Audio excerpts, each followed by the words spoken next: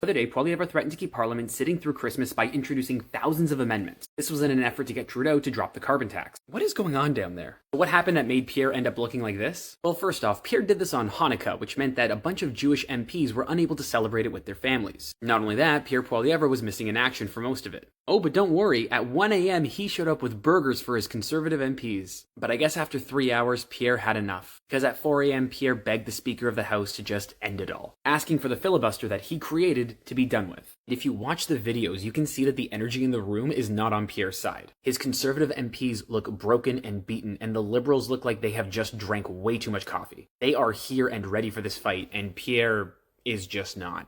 And a little bit later, Pierre asked again for this to be ended. But to end something like this, you need unanimous consent, and Pierre did not have that. Specifically because, he wasn't really working with anybody. He was just fighting for the sake of fighting. Or I guess fighting to keep Jewish MPs away from their family during Hanukkah. This really just goes to show who Pierre actually is. Oh, and for reference, just the cherry on the cake. One day before this, Pierre stood up in the House of Commons and told Trudeau that children, instead of asking for toys from Santa, were going to be asking for food.